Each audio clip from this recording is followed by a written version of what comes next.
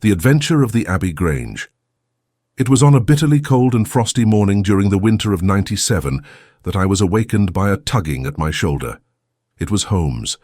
The candle in his hand shone upon his eager, stooping face and told me at a glance that something was amiss. "Come, Watson, come," he cried. "The game is afoot. Not a word. Into your clothes and come." 10 minutes later, we were both in a cab and rattling through the silent streets on our way to Charing Cross Station. The first faint winter's dawn was beginning to appear, and we could dimly see the occasional figure of an early workman as he passed us, blurred and indistinct in the opalescent London reek. Holmes nestled in silence into his heavy coat, and I was glad to do the same, for the air was most bitter and neither of us had broken our fast. It was not until we had consumed some hot tea at the station and taken our places in the Kentish train that we were sufficiently thawed, he to speak and I to listen. Holmes drew a note from his pocket and read it aloud.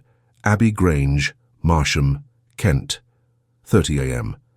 My dear Mr. Holmes, I should be very glad of your immediate assistance in what promises to be a most remarkable case. It is something quite in your line. Except for releasing the lady, I will see that everything is kept exactly as I have found it. But I beg you not to lose an instant, as it is difficult to leave Sir Eustace there. Yours faithfully, Stanley Hopkins. Hopkins has called me in 7 times, and on each occasion his summons has been entirely justified, said Holmes. I fancy that every one of his cases has found its way into your collection, and I must admit, Watson, that you have some power of selection which atones for much which I deplore in your narratives. Your fatal habit of looking at everything from the point of view of a story instead of as a scientific exercise has ruined what might have been an instructive and even classical series of demonstrations. You slur over work of the utmost finesse and delicacy in order to dwell upon sensational details which may excite but cannot possibly instruct the reader. Why do you not write them yourself? I said with some bitterness. I will, my dear Watson, I will. At present I am, as you know, fairly busy, but I propose to devote my declining years to the composition of a textbook which shall focus the whole art of detection into one volume. Our present research appears to be a case of murder. You think this Sir Eustace is dead, then? I should say so. Hopkins's writing shows considerable agitation, and he is not an emotional man. Yes, I gather there has been violence, and that the body is left for our inspection. A mere suicide would not have caused him to send for me. As to the release of the lady, it would appear that she has been locked in her room during the tragedy. We are moving in high life, Watson. Crackling paper, E.B., monogram, coat of arms, picturesque address. I think that friend Hopkins will live up to his reputation and that we shall have an interesting morning. The crime was committed before 12 last night. How can you possibly tell?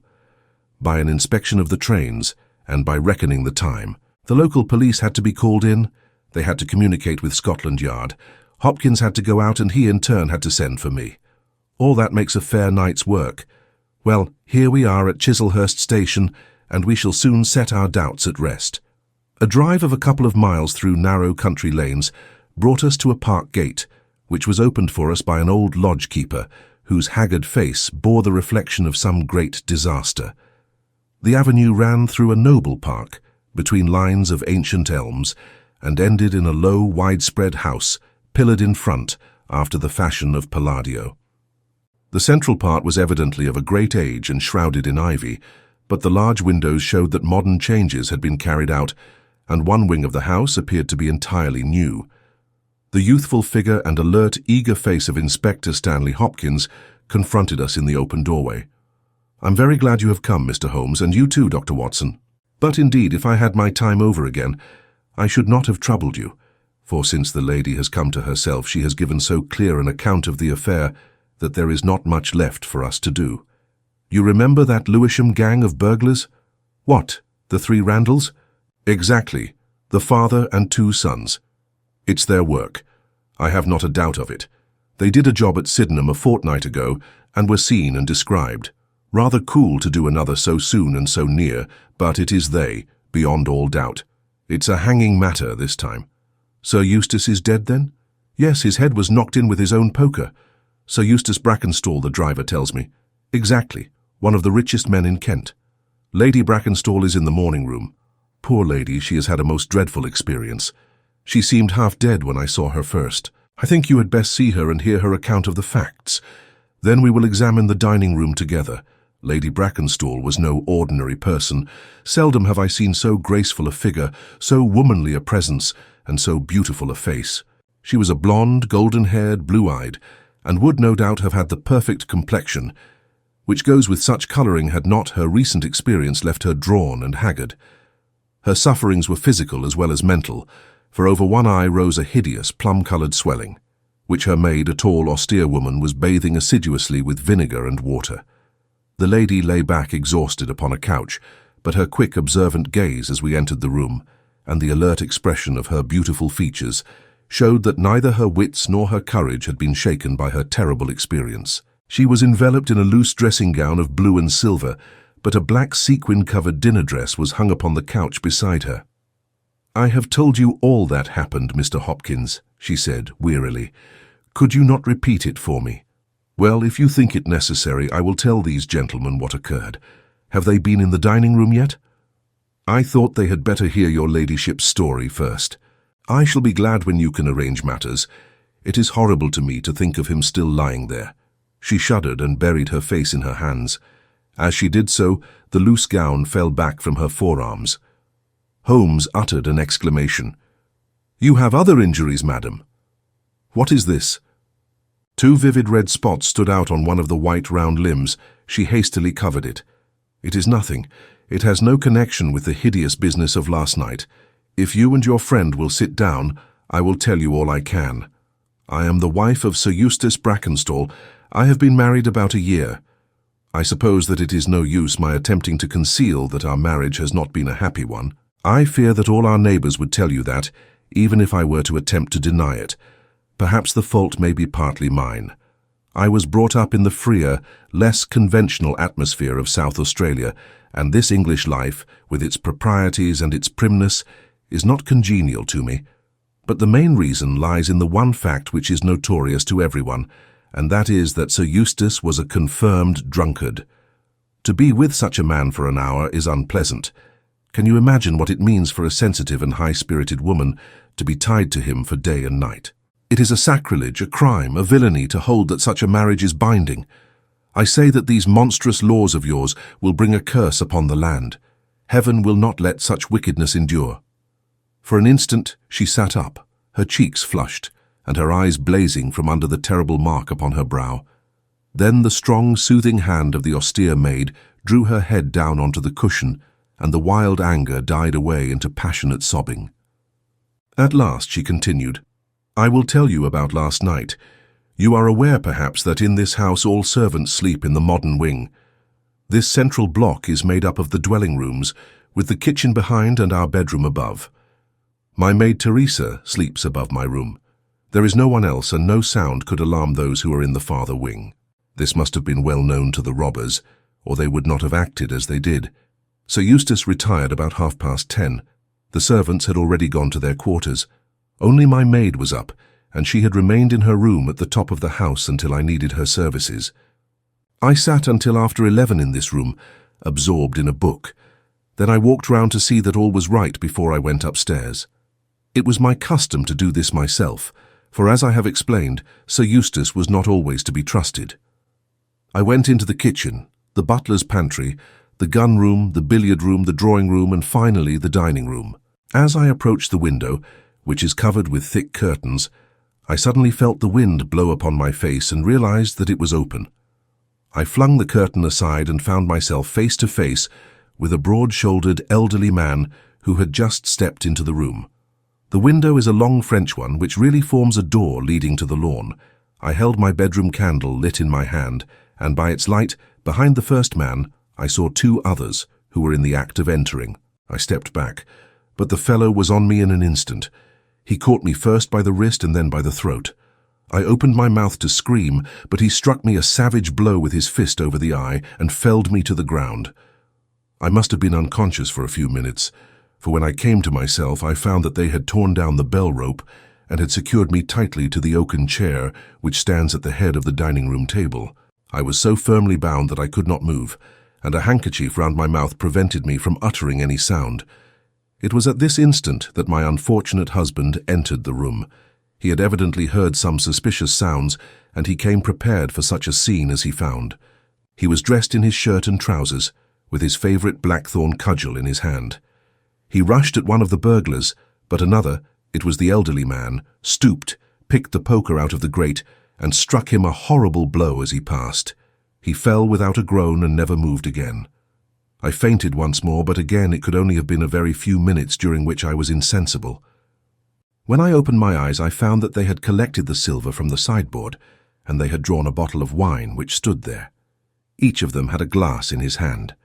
I have already told you, have I not, that one was elderly, with a beard, and the others young, hairless lads. They might have been a father with his 2 sons. They talked together in whispers. Then they came over and made sure that I was still securely bound. Finally they withdrew, closing the window after them. It was quite a quarter of an hour before I got my mouth free. When I did so, my screams brought the maid to my assistance. The other servants were soon alarmed, and we sent for the local police, who instantly communicated with London.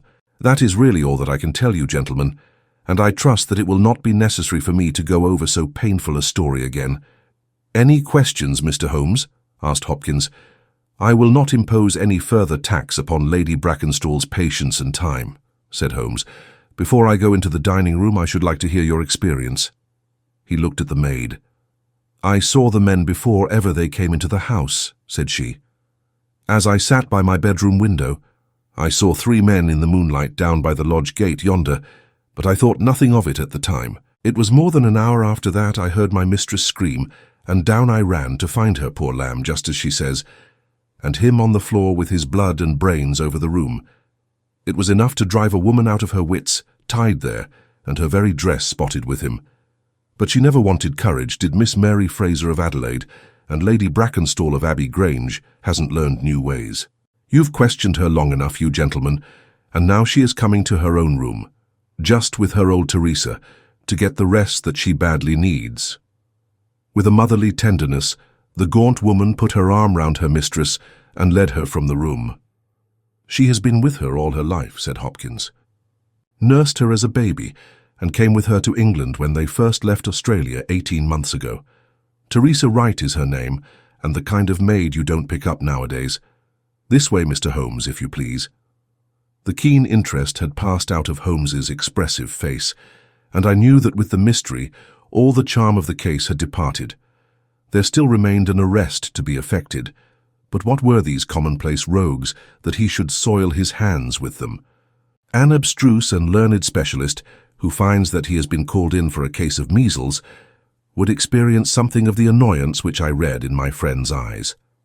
Yet, the scene in the dining room of the Abbey Grange was sufficiently strange to arrest his attention and to recall his waning interest. It was a very large and high chamber, with carved oak ceiling, oaken panelling, and a fine array of deer's heads and ancient weapons around the walls. At the farther end from the door was the high French window of which we had heard. 3 smaller windows on the right-hand side filled the apartment with cold winter sunshine. On the left was a large, deep fireplace, with a massive, overhanging oak mantelpiece. Beside the fireplace was a heavy oaken chair with arms and crossbars at the bottom. In and out through the open woodwork was woven a crimson cord, which was secured at each side to the crosspiece below. In releasing the lady, the cord had been slipped off her, but the knots with which it had been secured still remained. These details only struck our attention afterwards, for our thoughts were entirely absorbed by the terrible object which lay upon the tiger-skin hearthrug in front of the fire. It was the body of a tall, well-made man, about 40 years of age. He lay upon his back, his face upturned, with his white teeth grinning through his short black beard. His 2 clenched hands were raised above his head, and a heavy blackthorn stick lay across them. His dark, handsome, aquiline features were convulsed into a spasm of vindictive hatred, which had set his dead face in a terribly fiendish expression. He had evidently been in his bed when the alarm had broken out, for he wore a foppish embroidered nightshirt, and his bare feet projected from his trousers. His head was horribly injured, and the whole room bore witness to the savage ferocity of the blow which had struck him down. Beside him lay the heavy poker, bent into a curve by the concussion. Holmes examined both it and the indescribable wreck which it had wrought. "He must be a powerful man, this elder Randall," he remarked. "Yes," said Hopkins. "I have some record of the fellow, and he is a rough customer. You should have no difficulty in getting him, not the slightest. We have been on the lookout for him, and there was some idea that he had got away to America. Now that we know the gang are here, I don't see how they can escape. We have the news at every seaport already, and a reward will be offered before evening. What beats me is how they could have done so mad a thing, knowing that the lady could describe them, and that we could not fail to recognize the description." "Exactly. One would have expected that they would have silenced Lady Brackenstall as well." "They may not have realized," I suggested, "that she had recovered from her faint." "That is likely enough. If she seemed to be senseless, they would not take her life. What about this poor fellow Hopkins? I seem to have heard some queer stories about him. He was a good-hearted man when he was sober, but a perfect fiend when he was drunk, or rather, when he was half-drunk, for he seldom really went the whole way. The devil seemed to be in him at such times, and he was capable of anything. From what I hear, in spite of all his wealth and his title, he very nearly came our way once or twice. There was a scandal about his drenching a dog with petroleum and setting it on fire. Her ladyship's dog, to make the matter worse, and that was only hushed up with difficulty. Then he threw a decanter at that maid, Teresa Wright. There was trouble about that. On the whole, and between ourselves, it will be a brighter house without him. What are you looking at now?" Holmes was down on his knees, examining with great attention the knots upon the red cord with which the lady had been secured. Then he carefully scrutinized the broken and frayed end, where it had snapped off when the burglar had dragged it down. "When this was pulled down, the bell in the kitchen must have rung loudly," he remarked. "No one could hear it. The kitchen stands right at the back of the house. How did the burglar know no one would hear it? How dared he pull at a bell rope in that reckless fashion?" "Exactly, Mr. Holmes, exactly. You put the very question which I have asked myself again and again. There can be no doubt that this fellow must have known the house and its habits. He must have perfectly understood that the servants would all be in bed at that comparatively early hour, and that no one could possibly hear a bell ring in the kitchen. Therefore he must have been in close league with one of the servants. Surely that is evident. But there are 8 servants, and all of good character." "Other things being equal," said Holmes, "one would suspect the one at whose head the master threw a decanter, and yet that would involve treachery towards the mistress to whom this woman seems devoted. Well, well, the point is a minor one, and when you have Randall you will probably find no difficulty in securing his accomplice.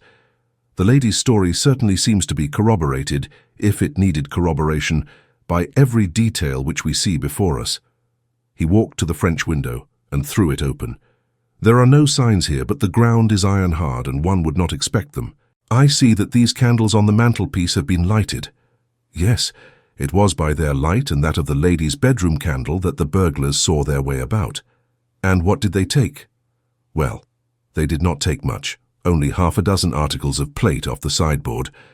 Lady Brackenstall thinks that they were themselves so disturbed by the death of Sir Eustace that they did not ransack the house as they would otherwise have done. No doubt that is true, and yet they drank some wine, I understand, to steady their own nerves. Exactly. These 3 glasses upon the sideboard have been untouched, I suppose. Yes, and the bottle stands as they left it. Let us look at it. Hallo! Hallo! What is this? The 3 glasses were grouped together, all of them tinged with wine, and one of them containing some dregs of beeswing. The bottle stood near them, 2/3 full, and beside it lay a long, deeply stained cork. Its appearance and the dust upon the bottle showed that it was no common vintage which the murderers had enjoyed. A change had come over Holmes's manner. He had lost his listless expression, and again I saw an alert light of interest in his keen, deep-set eyes. He raised the cork and examined it minutely. "How did they draw it?" he asked. Hopkins pointed to a half-opened drawer. In it lay some table linen and a large corkscrew. "Did Lady Brackenstall say that screw was used?" "No." "You remember that she was senseless at the moment when the bottle was opened?" "Quite so. As a matter of fact, that screw was not used. This bottle was opened by a pocket screw, probably contained in a knife, and not more than 1.5 inches long. If you examine the top of the cork, you will observe that the screw was driven in 3 times before the cork was extracted. It has never been transfixed. This long screw would have transfixed it and drawn it with a single pull. When you catch this fellow, you will find that he has one of these multiplex knives in his possession." "Excellent," said Hopkins. "But these glasses do puzzle me, I confess. Lady Brackenstall actually saw the three men drinking, did she not?" "Yes, she was clear about that." "Then there is an end of it. What more is to be said? And yet you must admit that the three glasses are very remarkable, Hopkins." "What? You see nothing remarkable." "Well, well, let it pass. Perhaps when a man has special knowledge and special powers like my own, it rather encourages him to seek a complex explanation when a simpler one is at hand. Of course, it must be a mere chance about the glasses." "Well, good morning, Hopkins. I don't see that I can be of any use to you, and you appear to have your case very clear. You will let me know when Randall is arrested, and any further developments which may occur. I trust that I shall soon have to congratulate you upon a successful conclusion. Come, Watson, I fancy that we may employ ourselves more profitably at home." During our return journey, I could see by Holmes's face that he was much puzzled by something which he had observed. Every now and then, by an effort, he would throw off the impression and talk as if the matter were clear.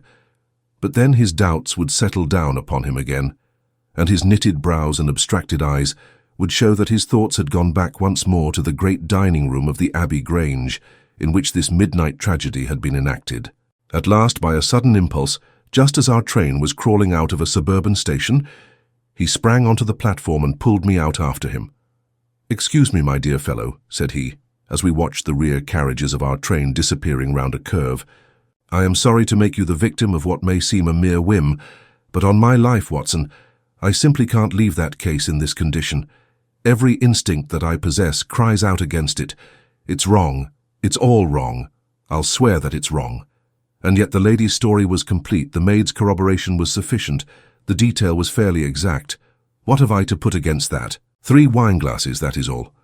But if I had not taken things for granted, if I had examined everything with care which I would have shown had we approached the case de novo, and had no cut-and-dried story to warp my mind, would I not then have found something more definite to go upon? Of course I should. Sit down on this bench, Watson, until a train for Chislehurst arrives, and allow me to lay the evidence before you, imploring you in the first instance to dismiss from your mind the idea that anything which the maid or her mistress may have said must necessarily be true. The lady's charming personality must not be permitted to warp our judgment. Surely there are details in her story which, if we looked at it in cold blood, would excite our suspicion. These burglars made a considerable haul at Sydenham a fortnight ago. Some account of them and of their appearance was in the papers, and would naturally occur to anyone who wished to invent a story in which imaginary robbers should play a part. As a matter of fact, burglars who have done a good stroke of business are, as a rule, only too glad to enjoy the proceeds in peace and quiet without embarking on another perilous undertaking. Again, it is unusual for burglars to operate at so early an hour. It is unusual for burglars to strike a lady to prevent her screaming, since one would imagine that was the sure way to make her scream. It is unusual for them to commit murder when their numbers are sufficient to overpower one man. It is unusual for them to be content with a limited plunder when there is much more within their reach. And finally, I should say that it was very unusual for such men to leave a bottle half empty. How do all these unusuals strike you, Watson? Their cumulative effect is certainly considerable, and yet each of them is quite possible in itself. The most unusual thing of all, as it seems to me, is that the lady should be tied to the chair. Well, I am not so clear about that, Watson, for it is evident that they must either kill her or else secure her in such a way that she could not give immediate notice of their escape. But, at any rate, I have shown, have I not, that there is a certain element of improbability about the lady's story, and now on the top of this comes the incident of the wine glasses. What about the wine glasses? Can you see them in your mind's eye? I see them clearly. We are told that 3 men drank from them. Does that strike you as likely? Why not? There was wine in each glass. Exactly. But there was beeswing only in 1 glass. You must have noticed that fact. What does that suggest to your mind? The last glass filled would be most likely to contain beeswing, not at all. The bottle was full of it, and it is inconceivable that the first 2 glasses were clear, and the third heavily charged with it. There are 2 possible explanations, and only 2. One is that after the second glass was filled, the bottle was violently agitated, and so the third glass received the bee's wing. That does not appear probable. No, I am sure that I am right. What then do you suppose? That only 2 glasses were used, and that the dregs of both were poured into a third glass, so as to give the false impression that 3 people had been here. In that way, all the bee's wing would be in the last glass, would it not? Yes, I am convinced that this is so. But if I have hit upon the true explanation of this one small phenomenon, then in an instant the case rises from the commonplace to the exceedingly remarkable, for it can only mean that Lady Brackenstall and her maid have deliberately lied to us, that not one word of their story is to be believed, that they have some very strong reason for covering the real criminal, and that we must construct our case for ourselves without any help from them. That is the mission which now lies before us, and here, Watson, is the Chislehurst train. The household of the Abbey Grange were much surprised at our return, but Sherlock Holmes, finding that Stanley Hopkins had gone off to report to headquarters, took possession of the dining room, locked the door upon the inside, and devoted himself for 2 hours to one of those minute and laborious investigations which formed the solid basis on which his brilliant edifices of deduction were reared. Seated in a corner like an interested student who observes the demonstration of his professor, I followed every step of that remarkable research. The window, the curtains, the carpet, the chair, the rope, each in turn was minutely examined and duly pondered. The body of the unfortunate baronet had been removed, but all else remained as we had seen it in the morning. Then, to my astonishment, Holmes climbed up onto the massive mantelpiece.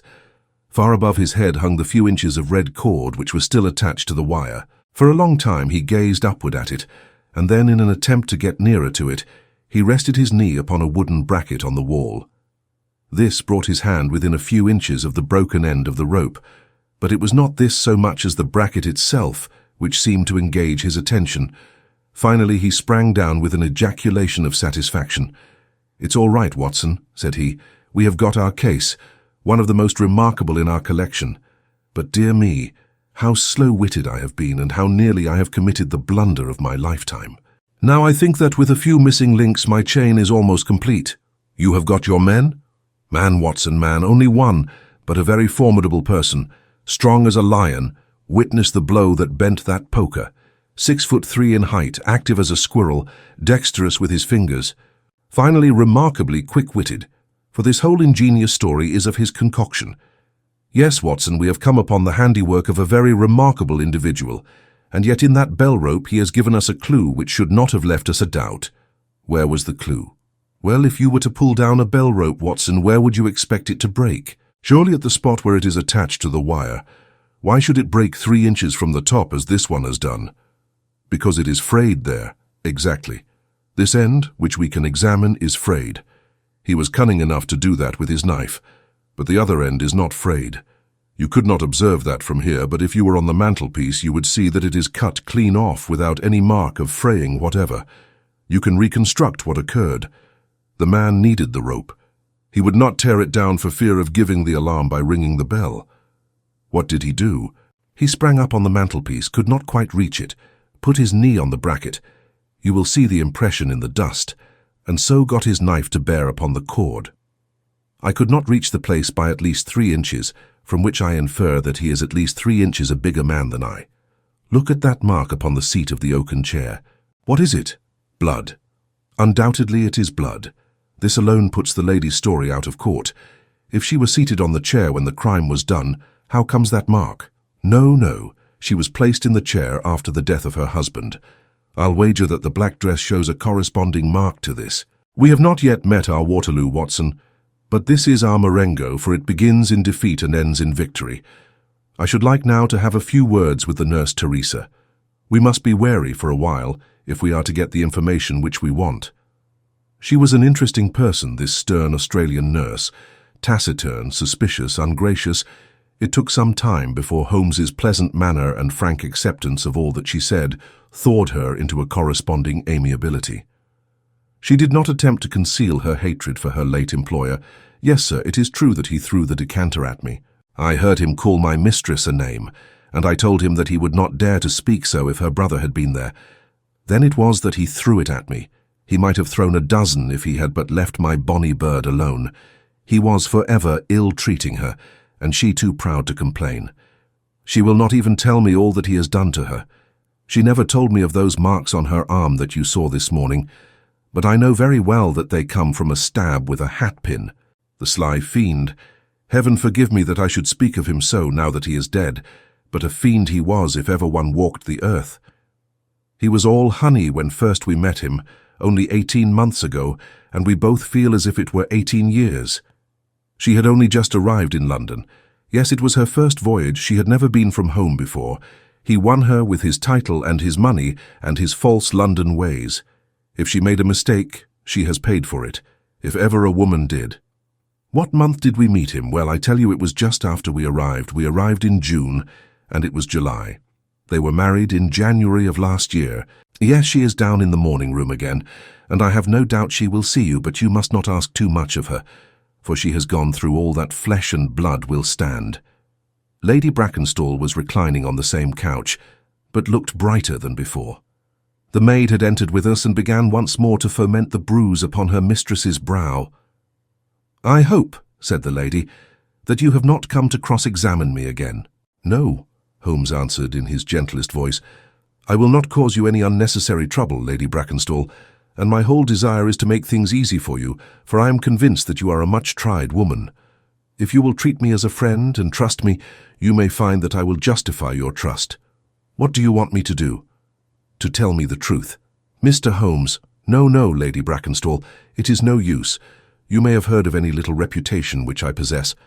I will stake it all on the fact that your story is an absolute fabrication." Mistress and maid were both staring at Holmes with pale faces and frightened eyes. "You are an impudent fellow," cried Teresa. "Do you mean to say that my mistress has told a lie?" Holmes rose from his chair. "Have you nothing to tell me?" "I have told you everything. Think once more, Lady Brackenstall. Would it not be better to be frank?" For an instant there was hesitation in her beautiful face. Then some new, strong thought caused it to set like a mask. "I have told you all I know." Holmes took his hat and shrugged his shoulders. "I am sorry," he said, and without another word we left the room and the house. There was a pond in the park, and to this my friend led the way. It was frozen over, but a single hole was left for the convenience of a solitary swan. Holmes gazed at it and then passed on to the lodge gate. There he scribbled a short note for Stanley Hopkins and left it with the lodge-keeper. "It may be a hit or it may be a miss, but we are bound to do something for friend Hopkins just to justify this second visit," said he. "I will not quite take him into my confidence yet. I think our next scene of operations must be the shipping office of the Adelaide-Southampton line, which stands at the end of Pall Mall, if I remember right. There is a second line of steamers which connect South Australia with England, but we will draw the larger cover first." Holmes's card sent in to the manager ensured instant attention, and he was not long in acquiring all the information which he needed. In June of '95, only one of their line had reached a home port. It was the Rock of Gibraltar, their largest and best boat. A reference to the passenger list showed that Miss Fraser of Adelaide, with her maid, had made the voyage in her. The boat was now on her way to Australia, somewhere to the south of the Suez Canal. Her officers were the same as in '95, with one exception. The first officer, Mr. Jack Croker, had been made a captain and was to take charge of their new ship, the Bass Rock, sailing in 2 days' time from Southampton. He lived at Sydenham, but he was likely to be in that morning for instructions, if we cared to wait for him. No, Mr. Holmes had no desire to see him, but would be glad to know more about his record and character. His record was magnificent. There was not an officer in the fleet to touch him. As to his character, he was reliable on duty, but a wild, desperate fellow off the deck of his ship, hot-headed, excitable, but loyal, honest and kind-hearted. That was the pith of the information with which Holmes left the office of the Adelaide-Southampton Company. Thence he drove to Scotland Yard, but instead of entering, he sat in his cab with his brows drawn down, lost in profound thought. Finally, he drove round to the Charing Cross telegraph office, sent off a message, and then at last we made for Baker Street once more. "No, I couldn't do it, Watson," said he as we re-entered our room. "Once that warrant was made out, nothing on earth would save him. Once or twice in my career, I feel that I have done more real harm by my discovery of the criminal than ever he had done by his crime. I have learned caution now, and I had rather play tricks with the law of England than with my own conscience. Let us know a little more before we act." Before evening we had a visit from Inspector Stanley Hopkins. Things were not going very well with him. "I believe that you are a wizard, Mr. Holmes. I really do sometimes think that you have powers that are not human. Now, how on earth could you know that the stolen silver was at the bottom of that pond?" "I didn't know it. But you told me to examine it." "You got it then?" "Yes, I got it." "I am very glad if I have helped you. But you haven't helped me. You have made the affair far more difficult. What sort of burglars are they who steal silver and then throw it into the nearest pond?" It was certainly rather eccentric behavior. I was merely going on the idea that if the silver had been taken by persons who did not want it, who merely took it for a blind, as it were, then they would naturally be anxious to get rid of it. But why should such an idea cross your mind? Well, I thought it was possible. When they came out through the French window, there was the pond, with one tempting little hole in the ice, right in front of their noses. Could there be a better hiding place? "Ah, a hiding place, that is better," cried Stanley Hopkins. Yes, I see it all now. It was early, there were folk upon the roads. They were afraid of being seen with the silver, so they sank it in the pond, intending to return for it when the coast was clear." "Excellent, Mr. Holmes, that is better than your idea of a blind." "Quite so. You have got an admirable theory. I have no doubt that my own ideas were quite wild. But you must admit that they have ended in discovering the silver." "Yes, sir, yes, it was all your doing. But I have had a bad setback." "A setback?" "Yes, Mr. Holmes. The Randall gang were arrested in New York this morning. Dear me, Hopkins, that is certainly rather against your theory that they committed a murder in Kent last night." "It is fatal, Mr. Holmes, absolutely fatal. Still, there are other gangs of 3 besides the Randalls, or it may be some new gang of which the police have never heard." "Quite so. It is perfectly possible. What? Are you off?" "Yes, Mr. Holmes. There is no rest for me until I have got to the bottom of the business. I suppose you have no hint to give me?" "I have given you one." "Which?" "Well, I suggested a blind." "But why, Mr. Holmes, why?" "Ah, that's the question, of course. But I commend the idea to your mind. You might possibly find that there was something in it. You won't stop for dinner? Well, goodbye, and let us know how you get on." Dinner was over and the table cleared before Holmes alluded to the matter again. He had lit his pipe and held his slippered feet to the cheerful blaze of the fire. Suddenly he looked at his watch. "I expect developments, Watson." "When?" "Now, within a few minutes. I dare say you thought I acted rather badly to Stanley Hopkins just now?" "I trust your judgment." "A very sensible reply, Watson. You must look at it this way. What I know is unofficial. What he knows is official. I have the right to private judgment, but he has none. He must disclose all, or he is a traitor to his service. In a doubtful case, I would not put him in so painful a position, and so I reserve my information until my own mind is clear upon the matter." "But when will that be?" "The time has come. You will now be present at the last scene of a remarkable little drama. There was a sound upon the stairs, and our door was opened to admit as fine a specimen of manhood as ever passed through it. He was a very tall young man, golden-moustached, blue-eyed, with a skin which had been burned by tropical suns, and a springy step which showed that the huge frame was as active as it was strong. He closed the door behind him, and then he stood with clenched hands and heaving breast, choking down some overmastering emotion. "Sit down, Captain Croker. You got my telegram?" Our visitor sank into an armchair and looked from one to the other of us with questioning eyes. "I got your telegram, and I came at the hour you said. I heard that you had been down to the office. There was no getting away from you. Let's hear the worst. What are you going to do with me? Arrest me? Speak out, man. You can't sit there and play with me like a cat with a mouse." "Give him a cigar," said Holmes.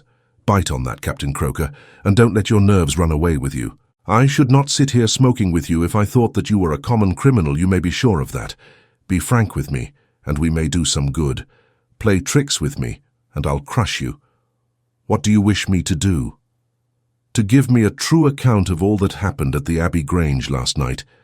A true account, mind you, with nothing added and nothing taken off. I know so much already, that if you go 1 inch off the straight, I'll blow this police whistle from my window, and the affair goes out of my hands forever." The sailor thought for a little. Then he struck his leg with his great sunburned hand. "I'll chance it," he cried. "I believe you are a man of your word and a white man, and I'll tell you the whole story. But one thing I will say first. So far as I am concerned, I regret nothing and I fear nothing, and I would do it all again and be proud of the job. Curse the beast. If he had as many lives as a cat, he would owe them all to me. But it's the lady, Mary Fraser, for never will I call her by that accursed name. When I think of getting her into trouble, I who would give my life just to bring one smile to her dear face, it's that turns my soul into water. And yet, what less could I do? I'll tell you my story, gentlemen, and then I'll ask you as man to man what less could I do. I must go back a bit. You seem to know everything, so I expect that you know that I met her when she was a passenger, and I was first officer of the Rock of Gibraltar. From the first day I met her, she was the only woman to me. Every day of that voyage I loved her more, and many a time since have I kneeled down in the darkness of the night watch and kissed the deck of that ship because I knew her dear feet had trod it. She was never engaged to me. She treated me as fairly as ever a woman treated a man. I have no complaint to make. It was all love on my side and all good comradeship and friendship on hers. When we parted, she was a free woman, but I could never again be a free man. Next time I came back from sea, I heard of her marriage. Well, why shouldn't she marry whom she liked? Title and money. Who could carry them better than she? She was born for all that is beautiful and dainty. I didn't grieve over her marriage. I was not such a selfish hound as that. I just rejoiced that good luck had come her way, and that she had not thrown herself away on a penniless sailor. That's how I loved Mary Fraser. Well, I never thought to see her again, but last voyage I was promoted, and the new boat was not yet launched, so I had to wait for a couple of months with my people at Sydenham. One day, out in a country lane, I met Teresa Wright, her old maid. She told me about her, about him, about everything. I tell you, gentlemen, it nearly drove me mad, this drunken hound, that he should dare to raise his hand to her whose boots he was not worthy to lick. I met Teresa again. Then I met Mary herself, and met her again. Then she would meet me no more. But the other day I had a notice that I was to start on my voyage within a week, and I determined that I would see her once before I left. Teresa was always my friend, for she loved Mary, and hated this villain almost as much as I did. From her, I learned the ways of the house. Mary used to sit up reading in her own little room downstairs. I crept round there last night and scratched at the window. At first she would not open to me, but in her heart I know that now she loves me, and she could not leave me in the frosty night. She whispered to me to come round to the big front window, and I found it open before me so as to let me into the dining room. Again I heard from her own lips things that made my blood boil, and again I cursed this brute who mishandled the woman that I loved. Well, gentlemen, I was standing with her just inside the window in all innocence, as heaven is my judge, when he rushed like a madman into the room, called her the vilest name that a man could use to a woman, and welted her across the face with the stick he had in his hand. I had sprung for the poker, and it was a fair fight between us. See here on my arm where his first blow fell. Then it was my turn, and I went through him as if he had been a rotten pumpkin. Do you think I was sorry? Not I. It was his life or mine, but far more than that it was his life or hers, for how could I leave her in the power of this madman? That was how I killed him. Was I wrong? Well then, what would either of you gentlemen have done if you had been in my position? She had screamed when he struck her, and that brought old Teresa down from the room above. There was a bottle of wine on the sideboard, and I opened it and poured a little between Mary's lips, for she was half dead with the shock. Then I took a drop myself. Teresa was as cool as ice, and it was her plot as much as mine. We must make it appear that burglars had done the thing. Teresa kept on repeating our story to her mistress, while I swarmed up and cut the rope of the bell. Then I lashed her in her chair, and frayed out the end of the rope to make it look natural, else they would wonder how in the world a burglar could have got up there to cut it. Then I gathered up a few plates and pots of silver to carry out the idea of a robbery, and there I left them with orders to give the alarm when I had a quarter of an hour's start. I dropped the silver into the pond and made off for Sydenham, feeling that for once in my life I had done a real good night's work. And that's the truth and the whole truth, Mr. Holmes, if it cost me my neck. Holmes smoked for some time in silence, Then he crossed the room and shook our visitor by the hand. "That's what I think," said he. "I know that every word is true, for you have hardly said a word which I did not know. No one but an acrobat or a sailor could have got up to that bell rope from the bracket, and no one but a sailor could have made the knots with which the cord was fastened to the chair.